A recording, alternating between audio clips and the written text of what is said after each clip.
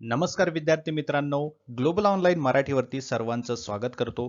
तर आजच्या सेशनमध्ये आपण महाराष्ट्र सेट परीक्षा 2026 करिता टीचिंग ॲप्टिट्यूड या युनिटवरती अत्यंत महत्त्वाचे प्रश्न डिस्कस करणार आहोत, तेही डिटेल एक्सप्लेनेशन सोबत. आणि हे प्रश्न असे असणार आहे जे की टीचिंग ॲप्टिट्यूड या युनिटला कव्हर करतात आणि त्यासोबतच येणाऱ्या एक्झामिनेशनमध्ये जे डायरेक्टली किंवा इनडायरेक्टली सुद्धा तुम्हाला विचारले जाऊ शकतात. त्यामुळे हा सेशन इग्नोर करू नका. तुम्हाला जर स्कोर वाढवायचा असेल परीक्षेमध्ये तर हा व्हिडिओ शेवटपर्यंत पहा. पुढे जाण्याआधी अत्यंत महत्त्वाची गोष्ट तुम्हाला सांगू इच्छितो. 23 फेब्रुवारी पासून म्हणजे आजपासूनच आपली महाराष्ट्र सेट 2026 पेपर 1 साठी लाईव्ह बॅच जी आहे ती सुरू झालेली आहे. या लाईव्ह बॅच मध्ये तुम्हाला असा फायदा होतो की तुमचा संपूर्ण पेपर 1 चा सिलेबस हा लाईव्ह सेशन्स मध्ये कव्हर केला जातो. या लाईव्ह सेशन्स मध्ये तुम्हाला काहीही डाऊट असेल तर तुम्ही एक्सपर्ट्सना विचारू शकता. लाईव्ह तुम्हाला त्याचं गायडन्स मिळणार आहे. आणि काही कारणामुळे तुम्हाला जर लाईव्ह सेशन्स अटेंड करता येत नसतील तर तुम्हाला रेकॉर्डेड सेशन सुद्धा मिळतील, जेणेकरून तुम्हाला तुमचं प्रिपरेशन कंटिन्यू करता येईल. त्यासोबतच स्टडी मटेरियल जसे की topic wise MCQs, full syllabus notes, full syllabus mock test, MCQ series, PDF या सर्व गोष्टी या लाईव्ह बॅचमध्ये तुम्हाला मिळणार आहेत.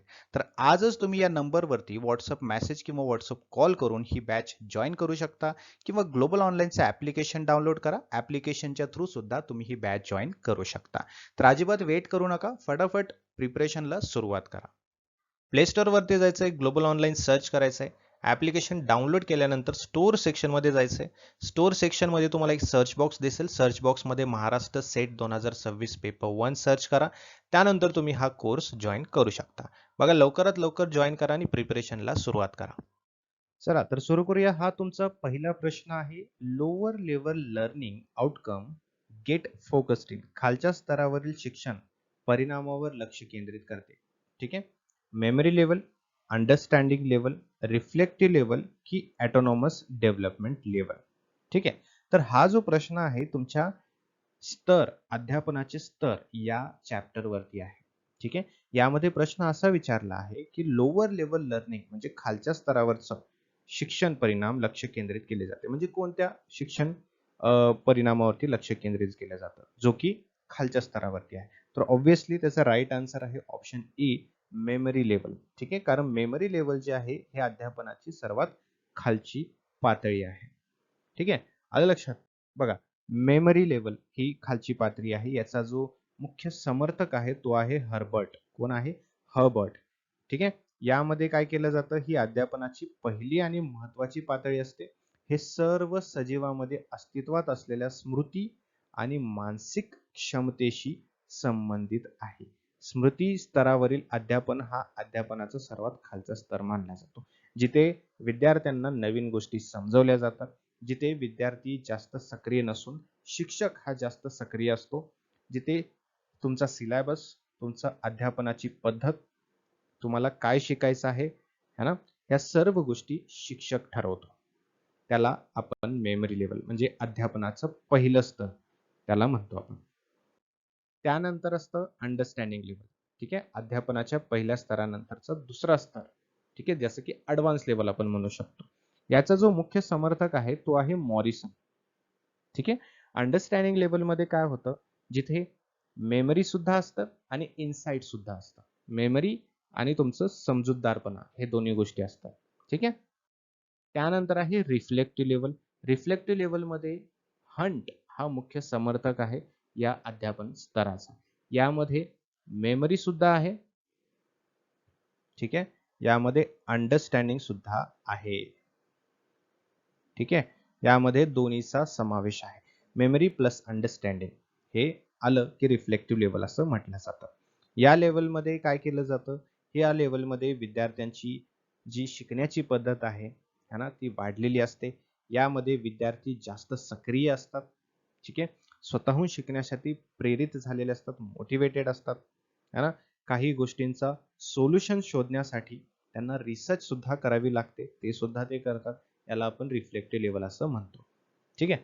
कारण बघा, हे अध्यापनाचे स्तर जे आहेत हे आपण थेरी सेशन मध्ये सुद्धा कव्हर केलेलं आहे. ठीक आहे. जेव्हा तुम्ही कोर्स जॉईन कराल तुम्हाला ते सर्व गोष्टी ज्या आहेत थेरी सेशन्स मध्ये सुद्धा कळणार आहे. त्यामुळे सर्वात लवकरात लवकर तुम्ही कोर्स जॉईन करायचा आहे आजपासूनच. ठीक आहे. पुढील प्रश्न बघा. A teacher could be successful if he or she. एक शिक्षक जो आहे तो यशस्वी झाला असं केव्हा म्हणू शकतो आपण?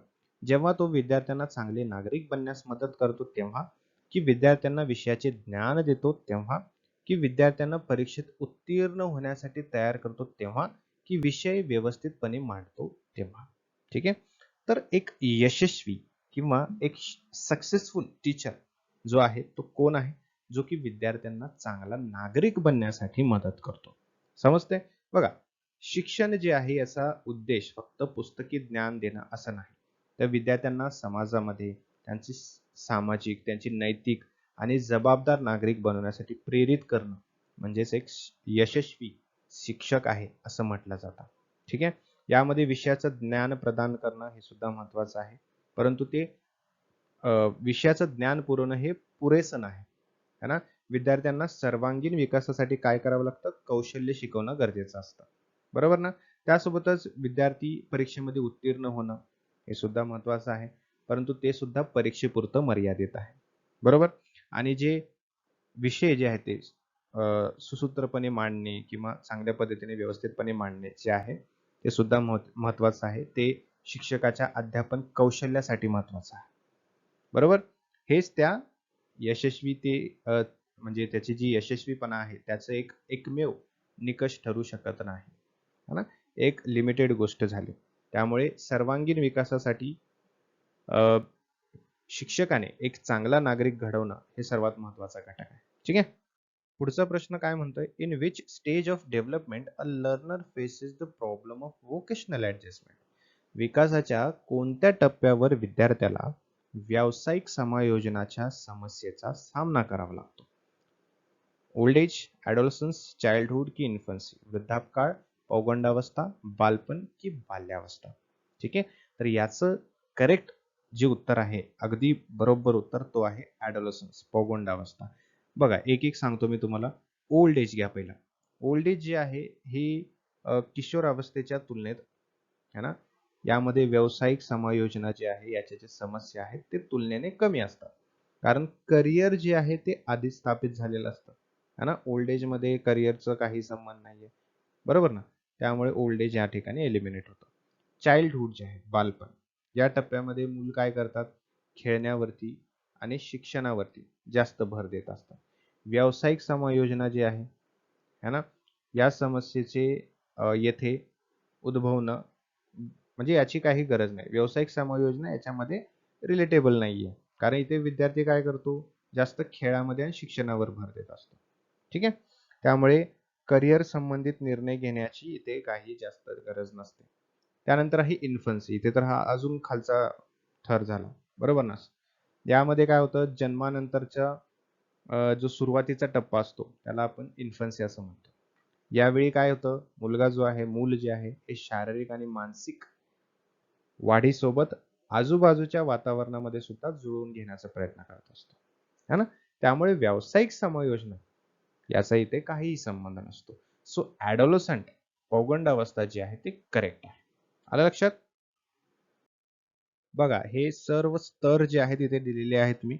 ज्याला इन्फन्सी म्हणतो आपण, बाल्यावस्था ते जन्मापासून ते 18 महिन्यापर्यंत. अर्ली चाइल्डहुड 2 ते 3 वर्ष. प्री स्कूल 3 ते 5. स्कूल एज प्री ॲडोलसन्स 6 ते 12. ॲडोलसन्स 13 ते 17. प्री यंग ॲडल्टहुड 18 ते 40. मिडल ॲडल्टहुड 40 ते 65. मॅच्युरिटी 65 वर्ष ते मृत्यूपर्यंत. ठीक आहे, हे लक्षात ठेवा. पुढचा प्रश्न. For an efficient and durable learning, learner should have. कार्यक्षम आणि टिकाऊ शिक्षणासाठी शिकणाऱ्याकडे काय असायला हवे? ठीक आहे. ॲबिलिटी टू लर्न ओनली, फक्त शिकण्याची क्षमता, केवळ आवश्यक प्रेरणा पातळी, की फक्त शिकण्याची संधी, की क्षमता आणि प्रेरणा इच्छित पातळी? विचार करा आणि मला कमेंट बॉक्समध्ये याचं उत्तर द्या. चला, तर याचं उत्तर मी तुम्हाला सांगतो. ते आहे option D, desired level of ability and motivation, क्षमता आणि प्रेरणा इच्छित पातळी. ठीक आहे. बघा, पहिलं घ्या, ॲबिलिटी टू लर्न ओनली. यामध्ये काय होतं? हा पर्याय जो आहे ना, हा जो ऑप्शन आहे, हा काय सांगतो आहे आपल्याला? की विद्यार्थ्याकडे फक्त केवळ शिकण्याची क्षमता असावी. है ना? परंतु हे पुरेसं नाही. कारण का? शिकण्याची क्षमता जरी असली तरी योग्य प्रेरणा नसेल किंवा संधी उपलब्ध नसेल तर शिक्षण टिकून राहणार नाही. त्यामुळे ॲबिलिटी टू लर्न ओनली हे इथे येणार नाही. ठीक आहे. त्यानंतर required level of motivation only, केवळ आवश्यक प्रेरणा पातळी है ना, फक्त आवश्यक प्रेरणा हे जे असेल हे सुद्धा इथं याचा उपयोग नाही. फक्त प्रेरणा असून उपयोग नसता इथे है ना. तर काय गरज आहे, विद्यार्थ्यांना शिकण्यासाठी अत्यंत प्रेरित असेल किंवा विद्यार्थी अत्यंत प्रेरित असेल, जरी त्याच्याकडे शिकण्याची आवश्यक क्षमता नसेल किंवा शिकण्यासाठी संधी नसेल तर तो चांगल्या प्रकारे शिकू शकणार नाही. बरोबर ना. त्यामुळे फक्त प्रेरणा असणं गरजेचं नाही. त्यानंतर ऑप्शन सी काय म्हणते, फक्त शिकण्याची संधी पाहिजे है ना. आता इथे बघा, फक्त संधी जरी मिळाली है ना, तर संधीचा उपयोग करून घेण्यासाठी शिक्षणाची क्षमता आणि प्रेरणा आवश्यक असते. त्यामुळे हा सुद्धा पर्याय जो आहे तो अपूर्ण आहे, पूर्ण नाही. त्यामुळे डिझायर्ड लेवल ऑफ ॲबिलिटी है ना आणि तुमची इच्छित पातळी मोटिवेशन हे सुद्धा गरजेचं आहे. बरोबर ना. कारण विद्यार्थ्याला शिकण्याची क्षमता आणि प्रेरणा दोन्ही आवश्यक असतात. शिकण्याची क्षमता असेल है ना पण प्रेरणा नसेल किंवा प्रेरणा असेल पण क्षमता नसेल तर शिक्षण प्रभावी होत नाही है ना, इफेक्टिव्ह शिक्षण नसतं. त्यामुळे टिकाऊ आणि प्रभावी हे शिक्षण घेण्यासाठी दोन्ही गोष्टी है ना समतोल आणि आवश्यक आहे. समजलं. त्यामुळे डी ऑप्शन करेक्ट आहे. पुढचा प्रश्न बघा काय म्हणतोय, an effective teacher is one who can. प्रभावी शिक्षक, एक प्रभावी शिक्षक तो आहे जो करू शकतो. काय करू शकतो, वर्ग नियंत्रित करणं, कमी वेळेत अधिक माहिती देणं, विद्यार्थ्यांना शिकण्यासाठी प्रेरित करणं की असाइनमेंट काळजीपूर्वक करणं. ठीक आहे. तर एक प्रभावी शिक्षक तोच असू शकतो जो विद्यार्थ्यांना शिकण्यासाठी प्रेरित करतो. बरोबर. कारण शिक्षकाने वर्गात शिस्त राखणे हे तर महत्वाचं आहेच. बरोबर आहे, पहिलं ऑप्शन है ना. परंतु केवळ नियंत्रण ठेवणं पुरेसं नाही. प्रभावी शिक्षक कोण असतो, जो विद्यार्थ्यांच्या सहभागासाठी सुसंवाद करतो. ठीक आहे, किंवा सुसंवाद साधतो. त्यानंतर give more information in less time, कमी वेळेत अधिक माहिती देणे, हे पण बरोबर आहे का. ठीक आहे. जास्त माहिती द्यायची घाई केल्यानंतर विद्यार्थी संभ्रमित होऊ शकतात. त्यामुळे माहिती प्रभावीपणे आणि समजण्यासारखे करून देणं किंवा सोपं करून देणं हे खूप गरजेचं आहे. बरोबर. त्यानंतर option D, correct assignment carefully, गृहपाठ काळजीपूर्वक तपासणं किंवा असाइनमेंट काळजीपूर्वक तपासणं है ना. तपासणं म्हणजे काय, गृहपाठ तपासणं हे महत्वाचं आहे, परंतु हा एक एकमेव असा एक पर्याय नाहीये किंवा हे पुरेसं नाहीये है ना. कारण शिक्षकाने विद्यार्थ्यांना त्यांच्या चुका समजावून देणं, त्यांना सुधारण्यासाठी मार्गदर्शन करणं हे महत्वाचं आहे.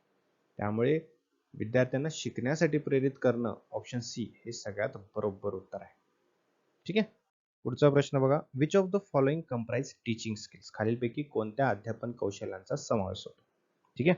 ब्लॅकबोर्ड रायटिंग, क्वेश्चनिंग, एक्सप्लेनिंग की ऑल ऑफ द अबोव, हे वरील सर्वच. ठीक आहे. तर ऑब्वियस आहे, खालीलपैकी जे ऑप्शन्स आहेत ए बी सी हे तिन्ही महत्वाचे आहेत है ना. हे तिन्ही टीचिंग स्किल्स तुमचे दाखवतात है ना. ब्लॅकबोर्ड रायटिंग, क्वेश्चनिंग आणि एक्सप्लेनिंग है ना. ब्लॅकबोर्ड रायटिंग जे आहे, फळ्यावर लेखन करणं, हे कौशल्य आहे, अध्यापन कौशल्य आहे. शिक्षक स्पष्ट किंवा एकदम स्वच्छ अक्षर लिहून विद्यार्थ्यांना संकल्पना समजावून सांगू शकतो.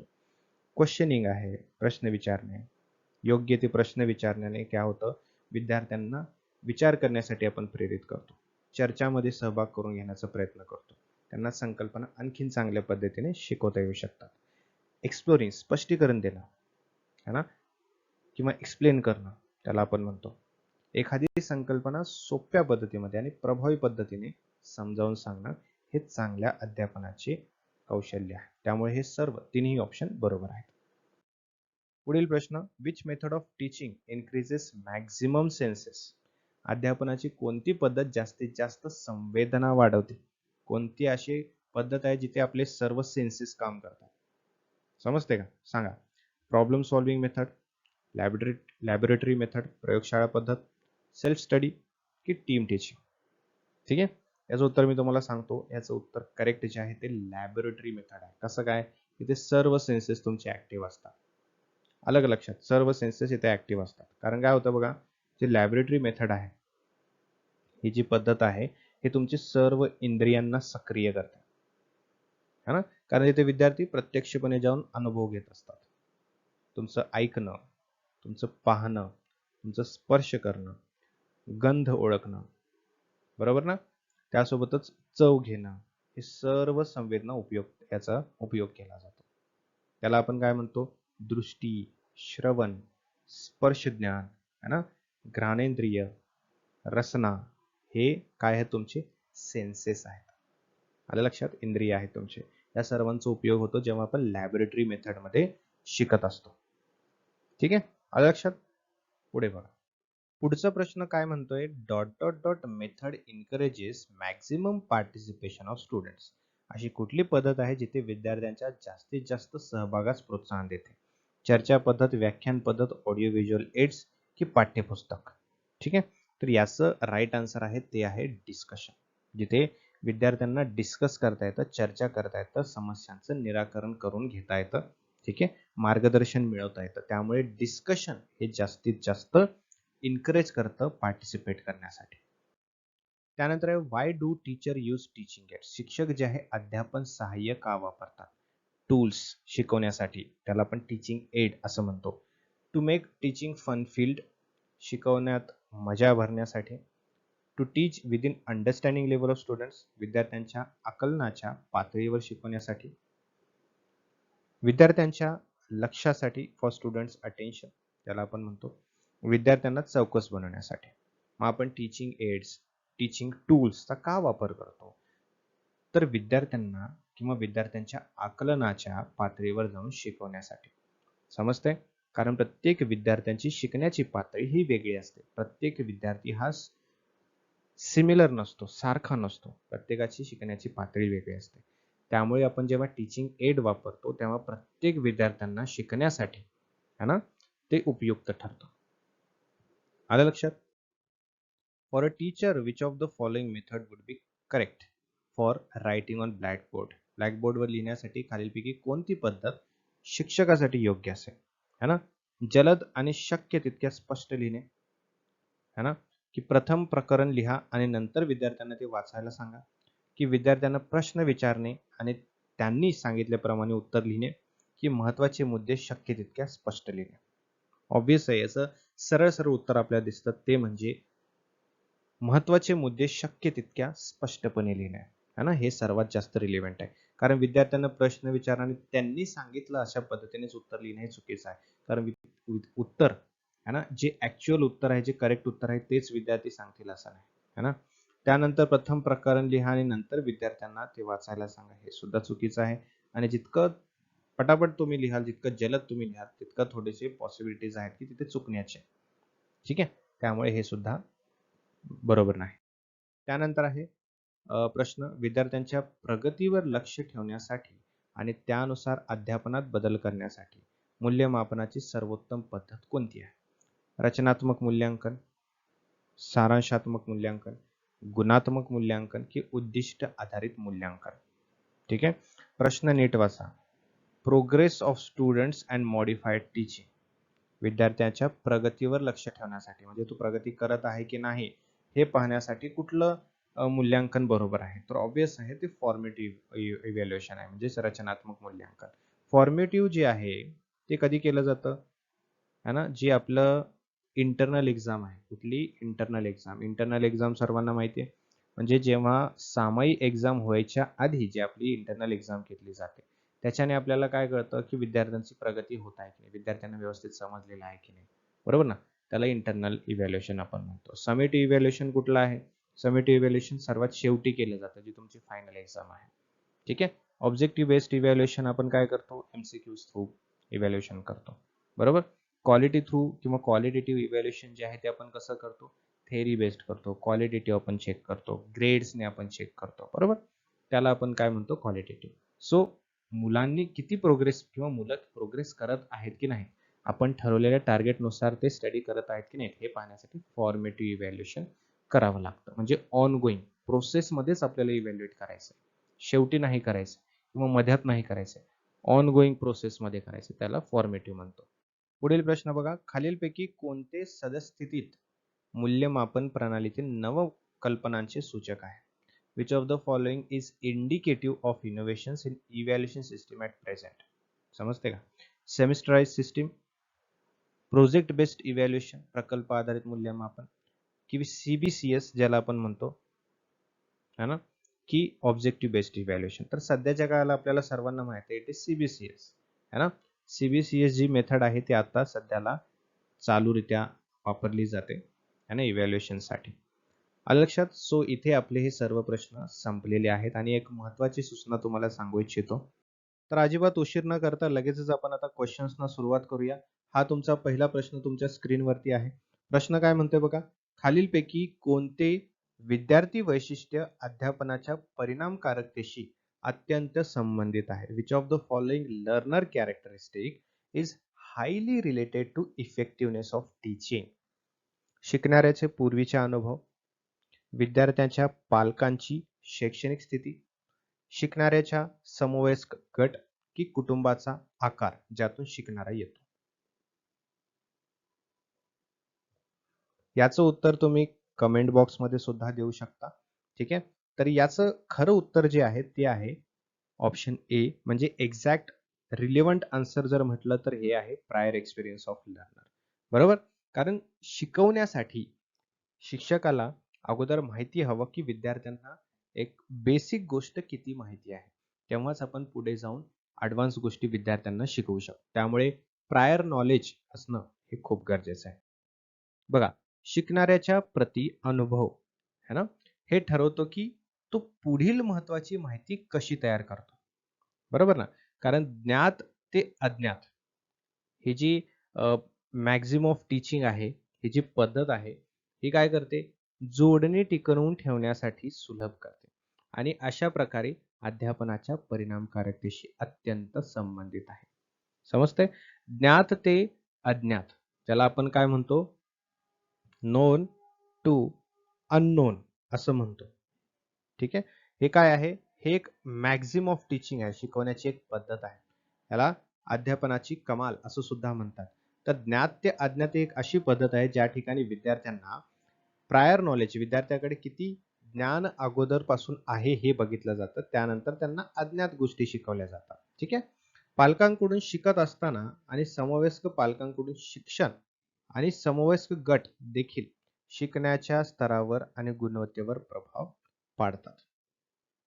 मग तुम्हाला विचार येत असेल, मग ते उत्तर बरोबर का नाही? पुढे वाचा. कुटुंबाचा आकार संसाधनांची उपलब्धता ठरवतो, म्हणून ते देखील भूमिका बजावते. परंतु का नाही येत? त्याचं राईट आन्सर हे का नाही येत? कारण यामध्ये हे सर्व ऑप्शन जे आहेत ते शिकवण्याच्या परिणामकारकतेशी संबंधित नाही. त्यामुळे हे उत्तर नाही येत. ऑप्शन आपला जो आहे ए ऑप्शन जो होता प्रायर नॉलेज, ते जास्त रिलेव्हंट आहे. पुढील प्रश्न बघा. The student keep on asking question in class should be. विद्यार्थी जेव्हा वर्गामध्ये सतत प्रश्न विचारत असतात है ना, त्याबद्दल शिक्षकाने काय केलं पाहिजे? स्वतंत्रपणे उत्तर शोधण्यासाठी प्रोत्साहित केलं पाहिजे, त्यांना जास्तीत जास्त मोटिवेट केलं पाहिजे, त्यांना उत्तर स्वतः शोधण्यासाठी त्यांना प्रोत्साहित केलं पाहिजे, की वर्गानंतर शिक्षकांना भेटण्याचा सल्ला, की क्लास संपल्यानंतर, लेक्चर संपल्यानंतर क्लासरूम मध्ये किंवा स्टाफ रूम मध्ये येऊन भेटायला सांगणं, की प्रश्न सुरू ठेवण्यासाठी प्रोत्साहित केलं पाहिजे, की एनकरेज केलं पाहिजे, की प्रश्न तुम्ही विचारत राहा डाऊट क्लिअर करण्यासाठी, की ऑप्शन डी व्याख्यानादरम्यान व्यत्यय आणू नका. म्हणजेच त्यांना ऍडवाइस करणं, त्यांना सांगणं, की जे लेक्चर आपलं चालू आहे त्याच्या मध्ये मध्ये बोलू नका. ठीक आहे. मग यापैकी कुठलं करेक्ट आन्सर असेल है ना? विद्यार्थी जेव्हा वर्गामध्ये सारखे प्रश्न विचारत असतील तर त्यांना काय सांगितलं पाहिजे? बरोबर. तर त्यामध्ये विद्यार्थ्यांना स्वतंत्रपणे उत्तर शोधण्यासाठी प्रोत्साहित केलं पाहिजे, त्यांना एनकरेज केलं पाहिजे, की तुम्ही स्वतः उत्तर शोधण्यासाठी प्रयत्न करा, जेणेकरून तुम्हाला जास्तीत जास्त नॉलेज सुद्धा मिळेल है ना. आईन्स्टाईन स्वतः म्हणतात है ना, ते महत्वाची गोष्ट काय आहे, म्हणजे प्रश्न करणे थांबवू नका है ना. कुतूहल अस्तित्वात असण्याचे स्वतःचे कारण आहे. काय काय असतं, जेव्हा विद्यार्थी प्रश्न विचारतात त्यांच्यामध्ये एक क्युरिओसिटी असते, एक कुतूहलता असते उत्तर जाणून घेण्याची. ती कुतूहलता कायम ठेवणं गरजेचं आहे आणि विद्यार्थ्यांना त्यासाठी प्रश्न सारखं विचारत राहण्यासाठी प्रोत्साहित करणं गरजेचं आहे, जेणेकरून विद्यार्थ्यांना शिकण्यासाठी ते प्रेरित करता येईल. समजतंय? जिज्ञासा उत्तरे शोधण्याच्या इच्छेला उत्तेजना देते, जे सर्व शिक्षण, शोध आणि शोधामागील मार्गदर्शक तत्व आहे. समजतंय? आता इथे काय होतं, जेव्हा विद्यार्थ्यांना उत्तर स्वतः शोधण्यासाठी सांगितलं जातं, तेव्हा त्यांना नवीन-नवीन ज्ञान सुद्धा मिळत असतं. शोध करण्यासाठी, रिसर्च करण्यासाठी ते प्रेरित होऊ शकतात. कुतूहलामुळे शिकणाऱ्यांची आवड निर्माण होते, शिकणे आनंददायी बनते आणि परिणामकारक सुद्धा बनते. आणि त्याच वेळी जेव्हा शिक्षकाकडून तयार उत्तरे मिळतील, या अपेक्षेने प्रश्न करत राहण्यापेक्षा त्यांना स्वतःच उत्तर शोधण्यासाठी प्रोत्साहित केले पाहिजे. आलं लक्षात? त्यामुळे आपलं जे आन्सर आहे ते राईट आहे. पुढे बघा, verbal guidance is least effective in learning. आता हे थोडंसं ट्रिकी प्रश्न आहे बघा. शाब्दिक मार्गदर्शन जो आहे ना, डॉट डॉट डॉट शिकण्यात कमीत कमी प्रभावी आहे. लक्ष द्या बरं प्रश्नाकडे. शाब्दिक मार्गदर्शन ऑप्शन दिलेल्या पैकी कशामध्ये कमीत कमी प्रभावी आहे? ठीक आहे. ऍप्टिट्यूड, स्किल्स, ऍटिट्यूड की रिलेशनशिप, योग्यता, कौशल्य, वृत्ती की नाते. तुम्ही याचं उत्तर चॅट बॉक्समध्ये पण देऊ शकता, कमेंट बॉक्समध्ये. ABCD जे असेल ते. ठीक आहे. उत्तर चुकलं तरी हरकत नाही, कारण आपण ते शिकवत आहोत. है ना? आपण इथे काही कॉम्पिटिशन करत नाही आहोत. आपण कॉम्पिटिशन कुठे करणार आहे? एक्झाममध्ये. त्यासाठी आपण तयारी करत आहोत. चुकलं तरी काय हरकत नाही. ठीक आहे. याचा राईट आन्सर आहे स्किल्स. कौशल्य वाढवण्यासाठी, स्किल्स वाढवण्यासाठी, है ना, व्हर्बल गायडन्स हे याची गरज जी आहे ती कमीत कमी भासते. कारण इथे प्रॅक्टिकल जास्ती गरजेचं असतं. त्यामुळे व्हर्बल गायडन्स हा कमी महत्त्वाचा ठरतो. बघा, जसं की मी तुम्हाला सांगितलं, की स्किल्स वाढवायचे असतील किंवा स्किल्स डेव्हलप करायचे असतील, तर फक्त व्हर्बल कम्युनिकेशन इम्पॉर्टंट नाही. व्हर्बल सोबत प्रॅक्टिकल सुद्धा तितकंच इम्पॉर्टंट आहे. आणि प्रश्न काय होता? व्हर्बल फक्त. है ना? त्यामध्ये दुसरं कुठल्याही गोष्टीचं मेन्शन केलं गेलं नव्हतं. त्यामुळे आपलं उत्तर जे आहे ते स्किल्स आहे. स्किल्स वाढवण्यासाठी, स्किल्स डेव्हलप करण्यासाठी व्हर्बल जे कम्युनिकेशन आहे किंवा व्हर्बल गोष्टी ज्या आहेत, ट्रेनिंग जे आहे, है ना, ते कमीत कमी महत्त्वाचे असते. पुढे बघा, teacher uses visual aids to make learning what dot dot dot dot dot. शिक्षक शिकण्यासाठी व्हिज्युअल एड्सचा वापर करतात, जे शिकणे अधिक डॉट डॉट डॉट बनवते. काय बनवते? सोपे बनवते, अधिक ज्ञानी बनवते, जलद बनवते की मनोरंजक बनवते. है ना? जेव्हा शिक्षक टीचिंग एड्सचा वापर करतो व्हिज्युअल एड्स मार्फत, म्हणजेच व्हिज्युअल गोष्टी किंवा व्हिज्युअल टूल्स तो जास्त वापर करतो, तेव्हा शिकणं अधिक काय बनतं? शिकणं अधिक मनोरंजक बनतं. विद्यार्थी जास्तीत जास्त पार्टिसिपेट करू लागतात क्लासरूममध्ये.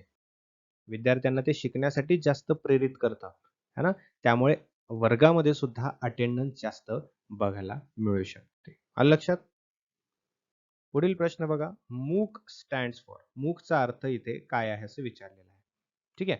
Media online open course, Massachusetts open online course, massive open online course की मायरिंड ऑनलाईन कोर्स. ओके. मूक हे आता सर्वांना माहिती आहे. ज्यांना माहिती नाही त्यांना मी सांगू इच्छितो. मूक याचा अर्थ असा आहे मॅसिव्ह ओपन ऑनलाईन कोर्स. ठीक आहे. तर मूक हे एक असं प्लॅटफॉर्म आहे जिथे विद्यार्थ्यांना ऑनलाईन पद्धतीने शिकता येतं. वेगवेगळ्या प्लॅटफॉर्म्सवरती वेगवेगळ्या पद्धतीचं तुम्हाला शिक्षण घेता येतं. ठीक आहे. हे एक गव्हर्नमेंट इनिशिएटिव्ह आहे. मूक 2008 मध्ये प्रथम सादर केलं गेलं होतं आणि 2012 मध्ये एक लोकप्रिय शिक्षण पद्धती म्हणून उदयास आलं होतं. हे लक्षात ठेवा. पुढचा प्रश्न बघा काय म्हणतोय? The quality of teaching is reflected. ठीक आहे. जे अध्यापनाचा दर्जा जो आहे, अध्यापनाची जी चांगली क्वालिटी आहे, ती कशाने दिसून येते? वर्गातील विद्यार्थ्यांच्या उपस्थितीने, की विद्यार्थ्यांच्या उत्तीर्णतेनुसार, की विद्यार्थ्यांना विचारलेल्या प्रश्नांच्या गुणवत्तेनुसार, की वर्गात शांततेच्या कालावधीनुसार. ठीक आहे. एक अध्यापन दर्जा कसा दिसून येतो? क्वालिटी ऑफ टीचिंग कशी रिफ्लेक्ट होऊ शकते? की अशी कुठली गोष्ट आहे ज्याच्याने आपल्याला कळेल की आपल्या टीचिंगची क्वालिटी खूप बेस्ट आहे? ते कळेल जेव्हा आपल्याला विद्यार्थी वेगवेगळ्या प्रकारचे प्रश्न विचारतील. त्यांच्या प्रश्नाची क्वालिटी ज्या प्रकारची आपल्याला बघायला मिळेल, त्यावरून आपल्याला कळेल की आपल्या शिकवण्याची पद्धत जी आहे, दर्जा जो आहे, तो कसा आहे. आलं लक्षात? A diagram speaks more than 1000 words. काय म्हटले?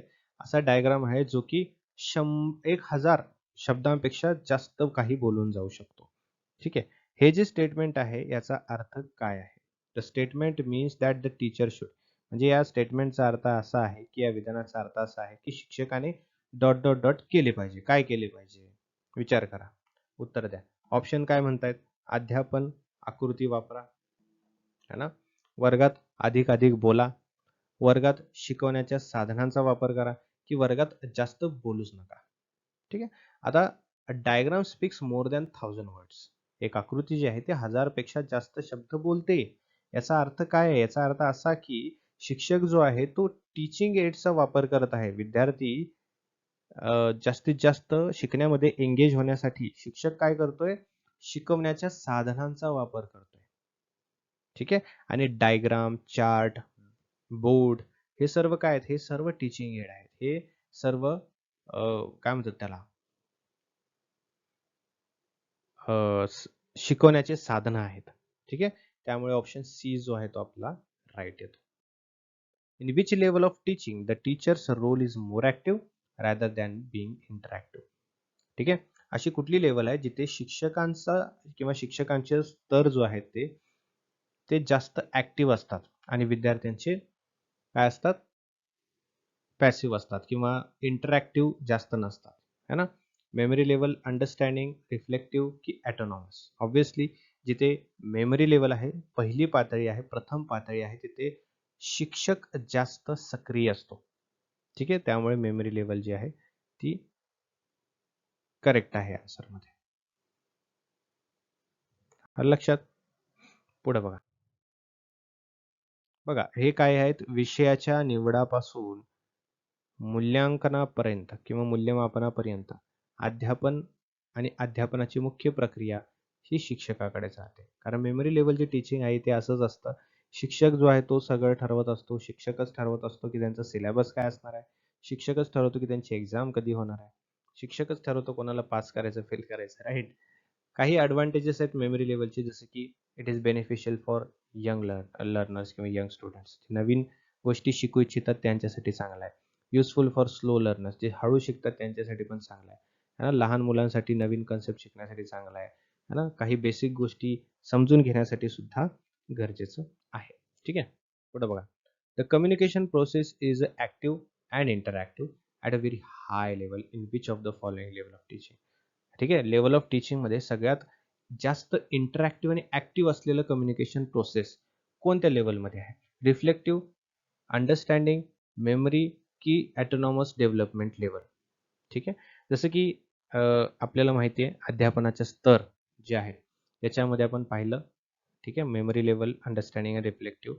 मग सगळ्यात जास्त मोठ्या दर्जाचा ऍक्टिव्हपणा आणि इंटरॅक्टिव्हपणा आपल्याला दिसून येतो रिफ्लेक्टिव्ह लेवलमध्ये, जी की सगळ्यात मोठी लेवल आहे. जिथे memory plus understanding, memory plus insight आणि या दोन्हीचं मिश्रण सुद्धा आपल्याला रिफ्लेक्टिव्ह लेवलमध्ये बघायला मिळते. जसं की मेमरीमध्ये फक्त मेमरी, अंडरस्टँडिंगमध्ये मेमरी प्लस इन्साइट आणि रिफ्लेक्टिव्हमध्ये मेमरी प्लस इन्साइट आणि ऍक्टिव्ह लर्निंग हे सगळ्यांचा समावेश आहे.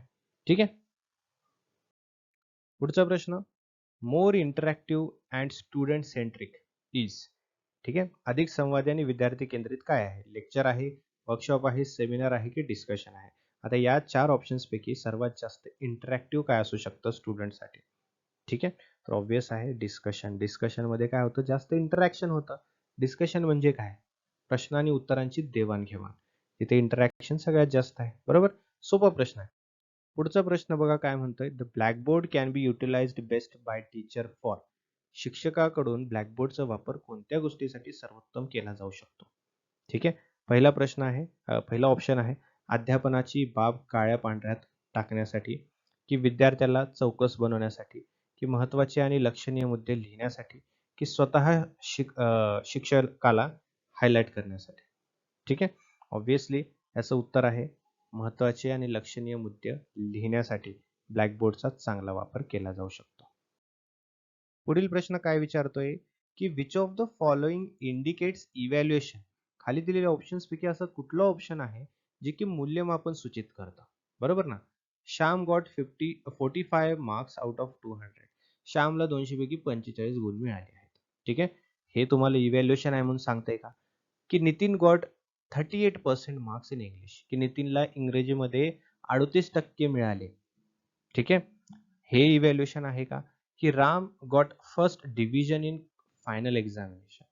रामला अंतिम परीक्षेमध्ये है ना, वार्षिक परीक्षेमध्ये प्रथम श्रेणी मिळाली. की हे सर्वच इव्हॅल्युएशन आहेत, की हे सर्वच मूल्यमापन आहेत. है ना?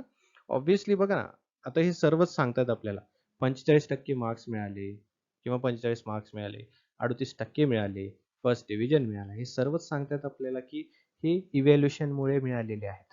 बरोबर ना? त्यामुळे हे सर्वच इव्हॅल्युएशनचे प्रकार आहेत.